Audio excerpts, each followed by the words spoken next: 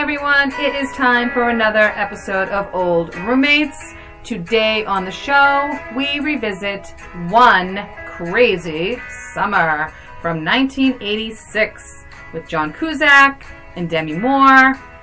So grab your nearest ugly dog and gather round. It's time to begin.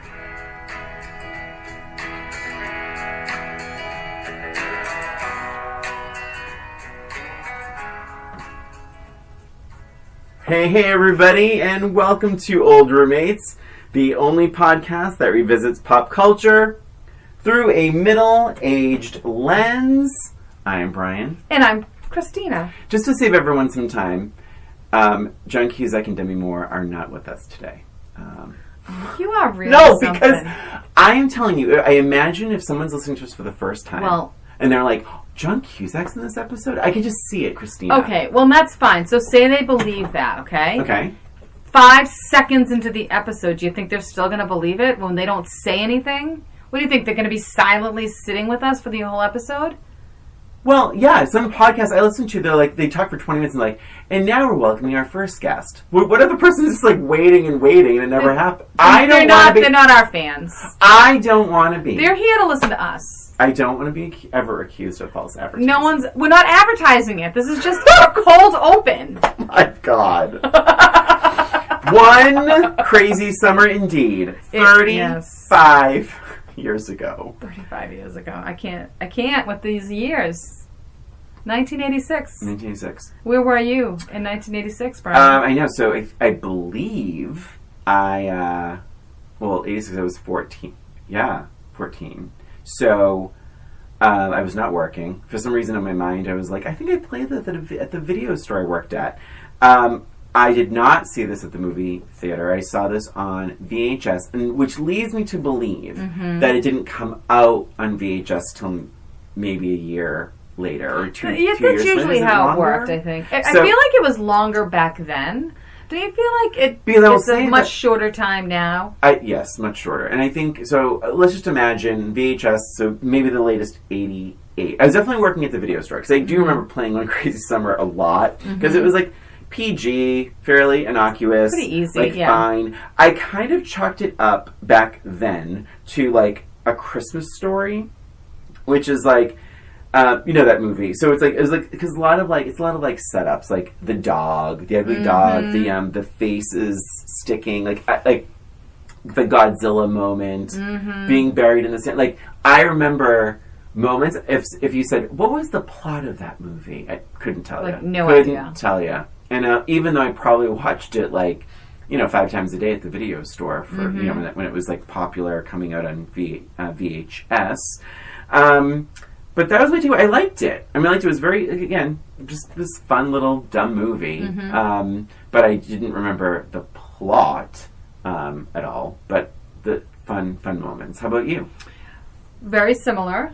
I was a senior in high school, or I guess it was. Was it released during the summer? Oh, what? No, it wasn't. And I'll tell you why. No, it was. It was released on August 8th in 1986. And I'm just gonna say this real quick. Yeah.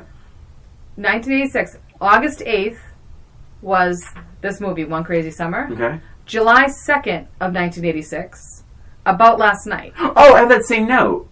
And then December 6th of 1986, Youngblood. Wisdom. Oh, Wisdom. 3 Demi Moore movies. In 86. All released within months of each other. She was hot shit then. Hot stuff. Yeah. Because we were watching this movie, and Matt and I were watching this movie, and we're like, at what point in her career did she make this movie? Like, we were really kind of questioning that, and that's why we were watching. Quite frankly, I don't know if we want to jump or not, but quite frankly, I remember John Cusack, but I don't remember Demi Moore. I didn't remember she was the lead. I would have kissed like Daphne Zuniga from what was that one called?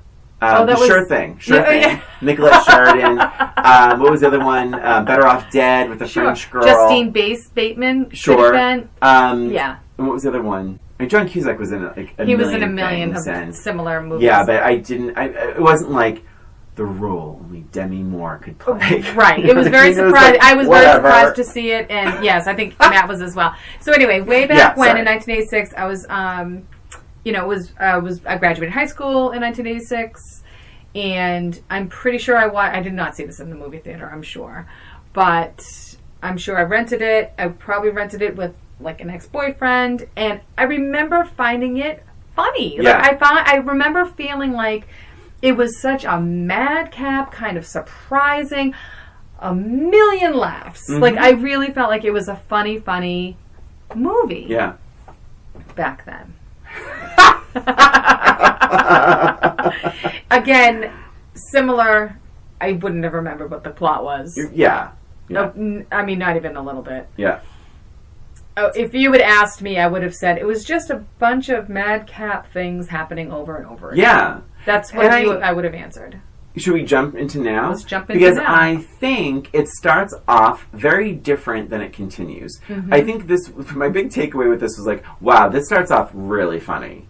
I mean, one little bit after the other, and I think they all really work. Even little things. It reminded me, of of 30 Rock, by which I mean it's all different kinds of humor. Mm-hmm. It's sight gags. It's like set up but bump. It's very jokey. There's insults. It's like there's so many different kinds of humor, and I'm talking the first 10 minutes. Yes. Then something happens, and it goes for a very long time without a laugh to be found, and it's so weird. It's like so weird. It's like they front loaded the first 10 minutes with all these different kinds of jokes, and I'm like, I mean this. I was laughing out loud. Like even now. I think I was. Yeah. There's one line where the guy says, hey, I thought you'd be in prison by now. And the guy's like, and he doesn't even reply. He just has this like facial expression. It's the Murray. Brian Doyle Murray? Was that who it was? Nope.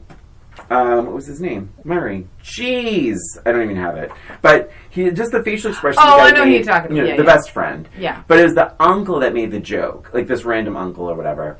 And I laughed out loud. I was like, what a funny line. Like, imagine not seeing someone for a year and being like, oh, I thought you'd be in prison by now. I'm going to do that from now on. And now is a perfect time because people are starting to see each other after a year. Right. But I thought that was a funny line. Everyone's... Oh, yes, the girls with the frozen faces don't... Like, and I was surprised how much I remembered about this movie. Like, when the girls are making the faces, they get hit in the back and their faces freeze. Right.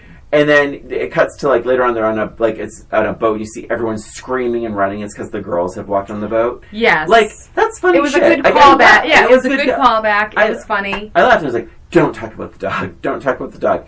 I was just with it. I mean... I was watching this like late at night. Yeah, same. I was like, it was a nice summer. I said a summer. It's summer's eve. A nice summer breeze came through the window. Like it was just a nice like funny thing. I was in a good mood, and it was like fine. But I'm telling you, there was like minute 12 or something. I was like, okay, we could use a joke. We could use a joke right now. Yeah, where did the humor go? I felt very similar to that, and I wasn't sure if I found it funny. So first of all, I forgot about the cartoon at the beginning. Yeah, like I forgot about that, and very that's similar throughout. to and very similar to Better Off Dead. Really quick, just going. Better Off Dead, the same director, the same cartoonist situation going on. The same star, John Cusack, and the same supporting actor, Curtis Armstrong, who would later be in Moonlighting. But yeah, so it's like Revenge of the Nerds. Yes, and so it has the same look and feel as Better Off Dead. I shouldn't say that. Never mind. I'm withdrawing that statement. But I think this feels like it has more going for it than what I remember of Better Off Dead. Sure. So when I started watching it, I thought, this is funny.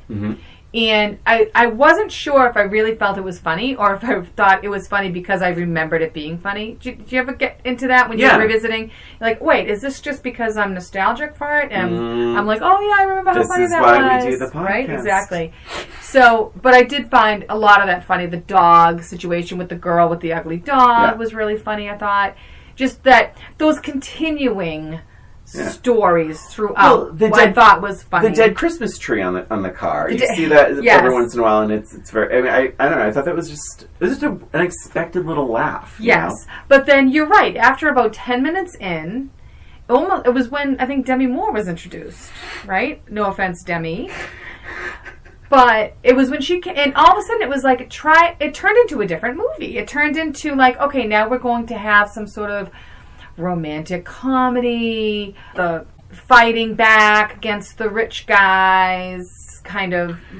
It's almost like someone said, oh God, we need a plot.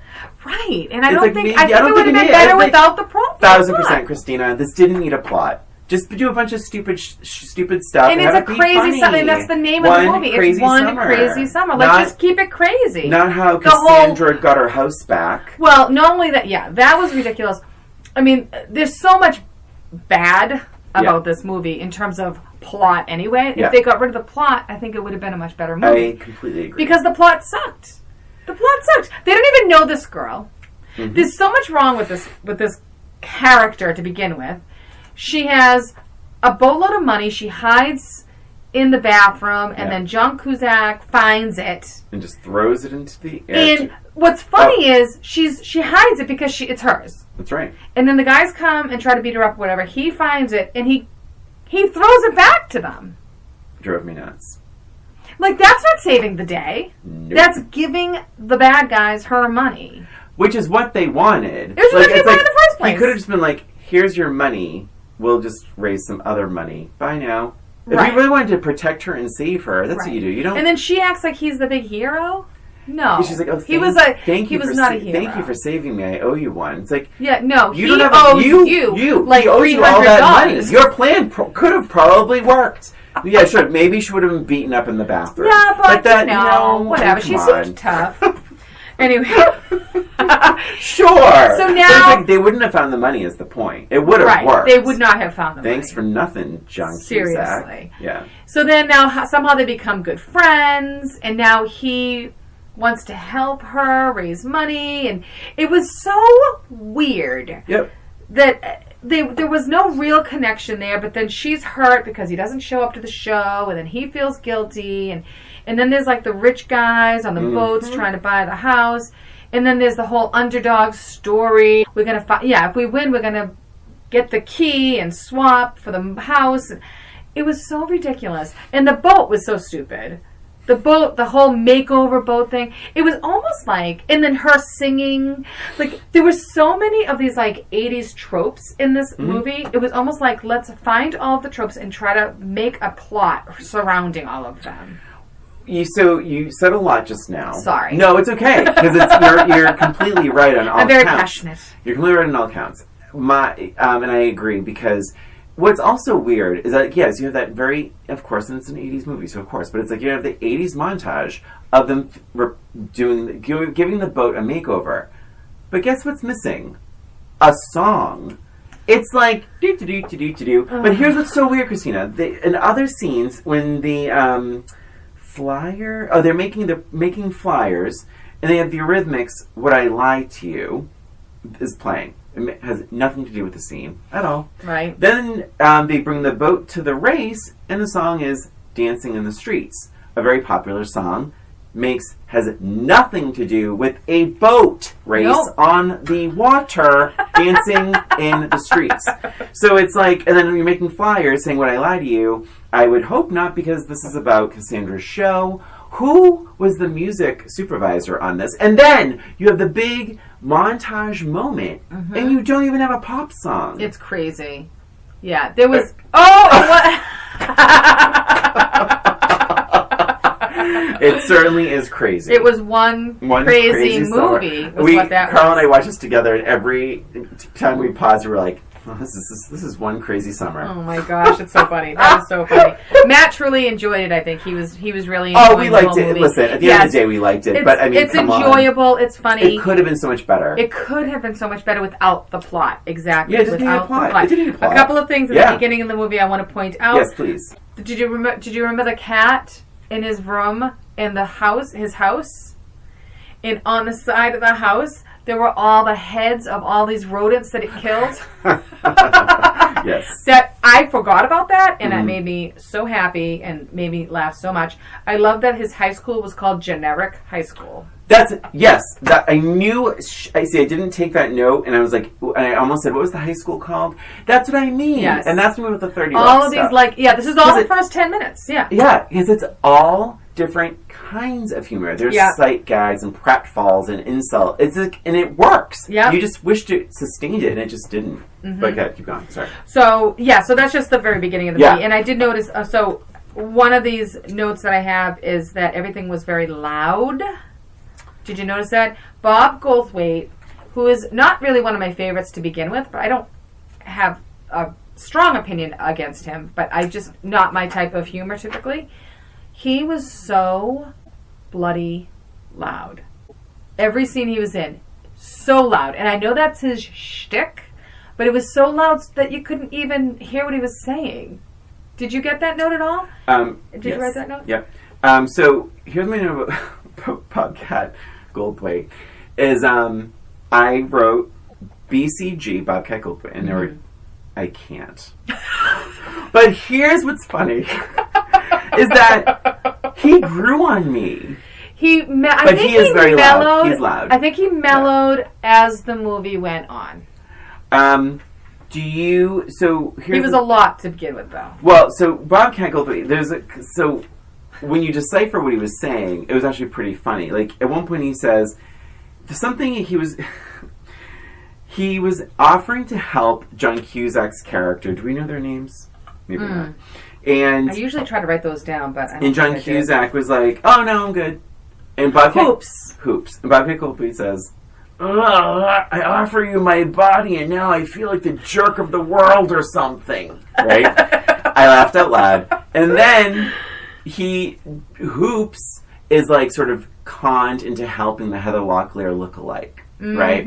And she's like, oh, can you, and he's like, oh, we'll carry your boat down to the water, which sets Bobcat Goldthwait off on this, like, tangent of comments. And he's like, I wrote a couple of notes. I was really laughing. That's when he won me over. Because he says things like, yeah, you have anything heavier we can carry? Oh, yeah. And then they bring us the water. He's like, can we shovel your driveway? And I'm like, oh my god, it's so funny. That was a funny scene. I remember that now. I think he was just left to do what he wanted to do. Yes. He was Bobcat Goldthwait. I'm not going to give him a script. It's like, right, and he's a very successful comedian. I mean, a lot of people really like him.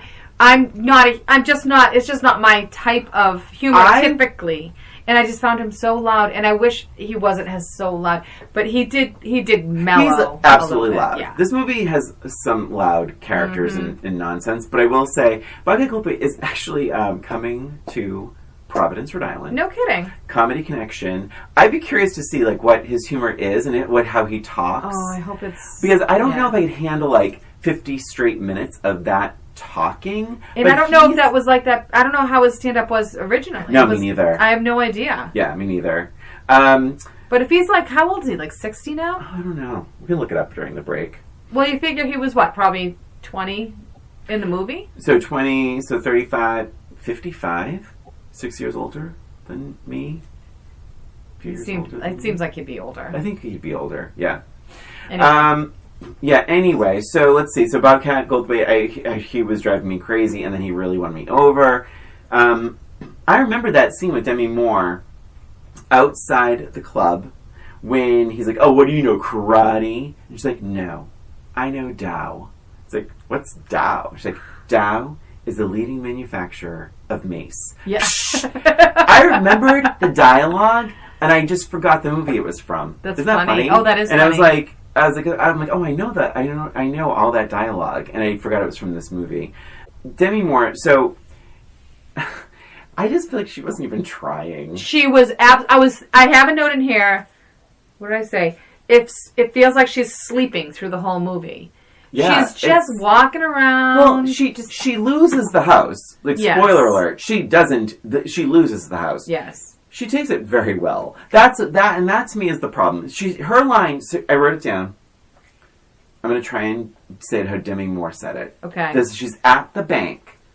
This is the whole point of the scene, by the way. She finds out it's too late. But you said I had till today. And he's like, yeah, sorry. Someone else gave us a lot of money. And she leaves. What? throw something. Be have angry. Some sort of have emotion. a reaction. Why? If you don't care, why should we? Like she doesn't care. She's a little too. And I didn't care either. No, I didn't care. I didn't care if she got the house. No, me either. I just don't feel she was trying, and I was. That's what So when you say about last night, she's great in that. Mm-hmm. Well, I should say I remember her being great. Right. We probably have to revisit that, but I remember her, and there's that really dramatic scene where she's yelling at Rob Lowe, and she's like, "Oh, great, 2 people." Remember that line? She's like, "Yeah." I don't want to. It's like 2 people dedicated to, she's yeah. So. She had some real passion there. I think, quite frankly, I thought she was so great in Ghost. We've seen. My point is, we've seen Demi Moore be good. She is a good actress. This is not when a good she moment tries. For her. Yeah, and that's probably why I forgot she was in this movie. Same. Because she wasn't a lead actress in this movie. No. She was supporting at best, and her performance sucked. There, wow. I said it. You really said it. I said it. I tell it like it is. I tell it like it is. So, Uncle Frank cracked me up again with the radio contest. Oh my God. Can I re-say the line? Yes. Why can't they just leave me alone with my dreams? I lost my mind. I feel like you've said that before. He says it so solemnly and seriously. It's so funny. The end is And again, that line, first 12 minutes of the movie, it's just so strange. It starts off so promising. Yep. But that's a funny line. How about backing up the car at the funeral and the alarm goes off? They're at this funeral and he backs up and he hits a car and the car alarm goes off. That made me laugh. The grandma giving the bill to him for dinner. Oh my God. That made me so laugh. I remembered that. Yeah. Do you remember the grandmother, where she's from? Billy Bird, right? Yeah, Is that her name? Billy Bird. She's been in a bunch of stuff, but Benson? No, what was she in? She was in Benson. She was. I was thinking 16 Candles. Oh, of course. Yeah, yes. Which we haven't revisited yet. I think we need to do that. Oh, so yeah, another plot hole. How the hell did she get a band? So not only did she get a band, okay. So first of all, it's just her with her guitar. In the club, she has a full-on band behind her backing her up, okay? Yeah. So there goes your profit, lady, because everyone's going to have to get free right. You're going to get $5 for this gig. And then later on, when the band, when she goes back a second time and the place is filled with people, she actually has backup singers along with the band. Yeah, it's so strange. Yeah, that's a really good note. I didn't have that note, but I was like, it doesn't make any sense. It doesn't make sense at all. It doesn't make. There's no host band who's just playing whoever's singing. How many can you squeeze in there? And what are they paying? What's a $5 cover charge? What, you're gonna save the house? You have to do 3 shows a night? Not with your 17-piece band behind you. I didn't really think that through. Yeah. Okay, did I write this line? I don't know if I was trying to be funny when I wrote this note. Again, that same best friend says, Cookie, why don't we quit playing all these games? Does she say, no thanks, let's keep playing games? Oh, I wrote that. Did she actually say that? She might have said that. Yeah, she might have said that Cookie. Oh, that Cookie. Oh, Cookie. So funny. Yeah, I just wrote Demi Moore sings, but acting-wise, I don't think she gave 2 shits about that house. I actually looked at, well, obvious, her voice is so synthesized. It's barely her voice, but I actually looked it up to see if it was actually her voice. It was her singing. And it was her singing. But it was, so synthesized. Yeah. And it was such a terrible song. I forget the name. It was what was it? It was a terrible, terrible song. It was bad, and she was, but she was so lifeless as a performer. She didn't care. She was probably getting paid, a boatload of money, and didn't care. She was just, walking through this movie, asleep. The Godzilla costume, another funny gag. That was funny. Stepping on the model of the development. All that was just, again, smart funny. Well, and you also have his voice. Oh my gosh, perfect. Right. Perfect. That's the one time I didn't care about it. He did, for me, Bobcat Goldthwait became almost like Animal in the Muppets. I had that note down a couple of times, he's very animal. And I don't know. I could see that. I did. I liked it. I liked him, I should say. I'm going to be honest. I have very few notes. I just wrote down the poor lobsters. Oh my god, I said, lobsters, are these effects supposed to look bad? I was trying to figure out if those lobsters stuck to everybody. if that was supposed to look bad, and I think it was. I think it was supposed to. I was watching very closely.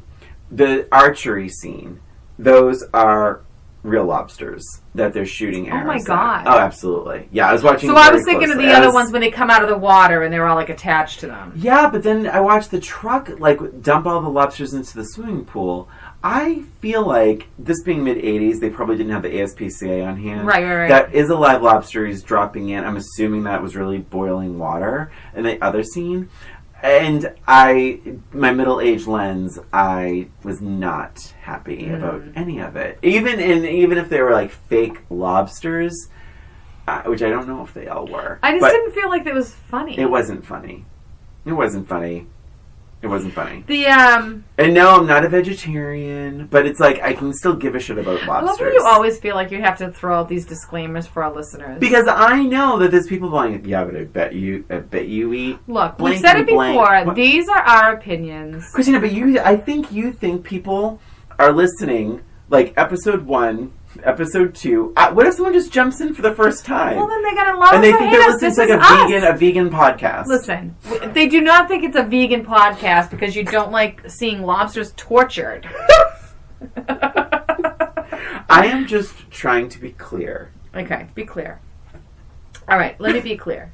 There were lots of chase scenes in this movie. Oh, for sure. Someone was always running somewhere. Someone was always chasing someone. It was like a little much. And, I will say something positive. Yeah. I did like the father he's such a good villain. He's Mark Metcalf. Okay. And he was the father in the Twisted Sister video. Oh, of course. Jesus Christ. Yes. I was watching this going... And he's in Animal House. And he's just he plays the same guy. Same character, but he's so good at it, and he's such a good villain, and he's such... Well, he's the lobster torturer. Yes, he's the lobster torturer, yep. But yes, that is so funny. And I just loved his wardrobe. I loved how he dressed and carried, like, his body, like, the way he carried himself was very funny and, like, smarmy. I like the villain, the blonde guy. I thought the son? The son. Yeah. I thought he was a good actor. Like, he wasn't bad. I feel like they picked some good actors. That Cookie was good. I wanted to hate her, and I didn't. Like, I feel like those two together, the blonde and the blonde son, they were kind of like those half villains, right? Yes. They were kind of villains, but you kind of liked them too because they were kind of funny. And then you find out like the father is the real villain. Yes. And then you feel a little bit of empathy for that. Yeah. You know, because he's like, I can win this on my own. And you do kind of feel bad for him. Yeah. I liked them too. They were good actors. John Cusack, you mentioned the gas station scene where they're going to beat up Demi Moore in the bathroom. And you know who that is? No, who is that? Sloth from the Goonies. Oh my gosh! Yes. I believe also a popular football player at the time. Rich Little out of nowhere. And I was trying to explain to Carl the significance of Rich Little. They didn't even have him do a voice. What is the point of hiring Rich Little for anything if you're not going to have him do impersonations? Yeah, that's really, really dumb. Missed opportunity. Very big missed opportunity. A bit of controversy. Jeremy Piven is in this movie in a very, very, very supportive role. Yes. However, that was not the way it was supposed to shake down. Jeremy Piven... was he supposed to be the big villain? No, Jeremy Piven was supposed to be the best friend. Bill Murray's brother. Interesting. Oh my god. Joel Murray. Is that his name?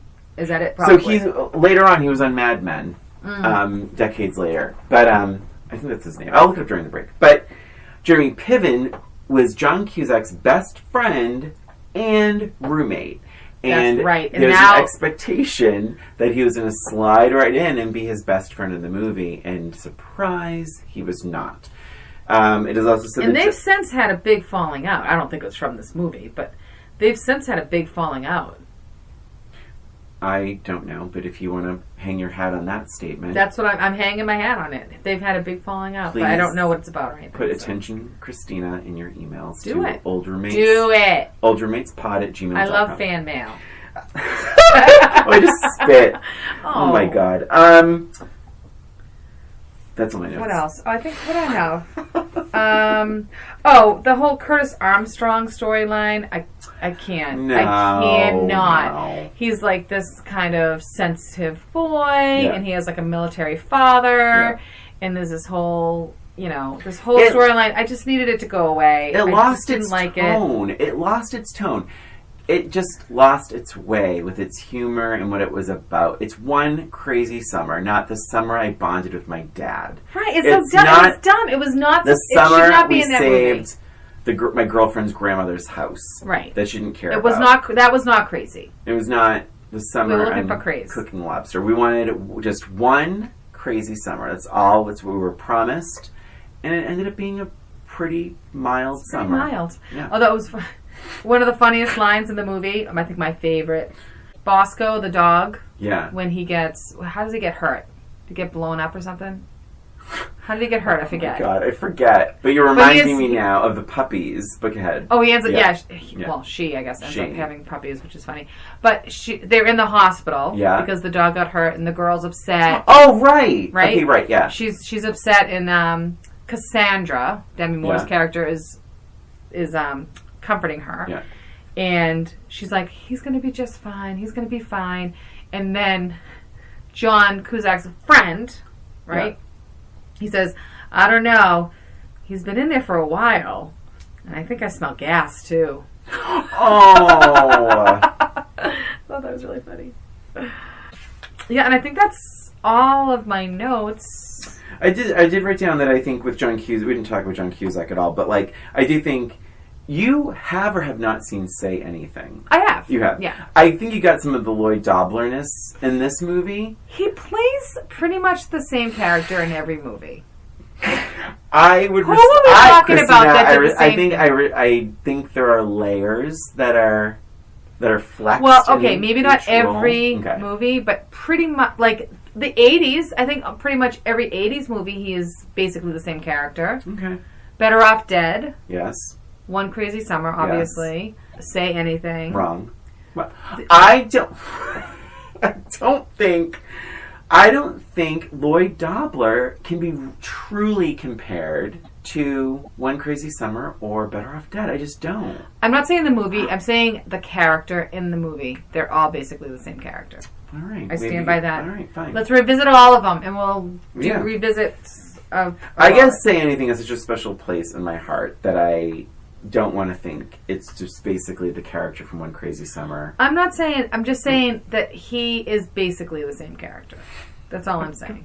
Even Serendipity, he's kind of the same character. Christian, it's fine. You've made your point. Did I? I don't think understand. I did. Even 16 Candles, when he's the friend of the friend. I'm just kidding. He is in 16 Candles, but he has like one line, I think. Can I tell you, I have seen 16 Candles a total of once. Oh my gosh. And I didn't care for it. You know what? Well, so much for revisiting. Well, no, we can't. Once in 1984. Now I know. Spoiler alert, he didn't like it. Oh, shit, yeah. No, but we never know how we felt on the rewatch. That's true. Yeah. That's true. So let's take a little break, yeah. Yeah, let's take a break. We'll be right back. Hey there, it's Brian and Christina. We just wanted to take this break to thank you for listening to Old Roommates, the only podcast that revisits pop culture through a middle-aged lens. Please subscribe to Old Roommates on iTunes, Spotify, and wherever you listen to podcasts. And give us a rating or review while you're there. And if you have any questions, comments, or observations, shoot us an email at oldroommatespod@gmail.com. And follow us on Facebook, Twitter, and Instagram at Old Roommates. Thanks for listening, and now, back to the show. And we're back talking about One Crazy Summer. Christina, any final thoughts before we get to our questions? Well, not really. I mean, that's basically my notes. I feel like I didn't like it as much because I don't know. I liked it a lot in the 80s. I liked it a lot. Mm-hmm. And I found it hilarious. Yeah. And I think that rewatching it, I realized like the funny moments were really like the beginning and some of the end. Yeah. But the middle was just so boring. It just needed more laughs. Yeah, I think I liked it. I think I liked it about the same, to be honest. I think it was so light. Now that we're talking about it, like it's just the running gag of the beach and the guys have like constantly. Oh, the sitting. Yeah, that's. And they have to be resuscitated on the beach. But really quick, it is Joel Murray. Okay. Who would later go on to Mad Men. Bobcat Goldthwait is 59, and he is a fresh 59. He just turned 59 in May. Tom Villard played the twin Clay Stork, who we never even mentioned. But I remember thinking Tom Villard was like really cute. Oh my gosh! Yeah, and it's so not like that. But through my middle-aged lens, I was like, that's an interesting choice. But I thought he was like, I don't know. I thought he was like cute and dorky and just goofy. And that was something I liked his energy. So I did look up a little bit on that feud that I mentioned. Yeah. With John and Jeremy. So apparently, it's just a little blurb. It just says the former friends reportedly ended their relationship in the wake of Cusack's controversial comments about Piven's professional success to Best Life magazine. He said, quote, "It just says so much about a person if he has space for other people's success," end quote. Ooh. Cusack said that about Piven? That's what he said, yeah. That's what Cusack said about Piven. So, meaning Piven was just jealous most of his career. Basically, yeah. Oh, that's not right. Mm-hmm. Not right. So, anyway, there's that. I don't know if they've made up since then, but I hope they have. Yeah, me too. I hope everyone is doing well. Christina, questions. Yes. I have a true match game. Let me do my FMK first so I can do some real thinking. Okay. I'm ready. Get the FMK out of the way. All right, so we have Egg Stork, who is Bobcat. Yeah. We have Hoops, who is John. Yep. And we have Ack, who is Curtis Armstrong. Ack, I believe, is his full name. Yeah. For some reason. I'm sure it has something to do with like a gun or something. Like Ack. Okay. God. Christina, this isn't nice. I know. I was like, okay. And then I'm looking at it, I'm like, really? I think I know, though. I don't think it's as hard as you think. Okay. I am marrying Hoops. Mm-hmm. I am going to Ack. Mm-hmm. And I have to kill Egg. As entertaining as it was, I don't want that voice in my ear. Yeah, there's no way you'd want to have that voice around. Marriage or during sex. Even 5 minutes. Yeah. Too long. Put it in. God. Oh my God. Sorry. Okay. That's exactly what I thought you would say. Thank you. Would you say that same thing? Absolutely. All right. Yeah. Like I said, it's not that difficult. Yeah. I have a true match game. Okie dokie. It goes back to Egg. Egg Stork. Bobcat Goldthwait. Egg Stork is so loud. How loud is he? Oh gosh. Before he can go inside a library, he has to put on a blank. I don't know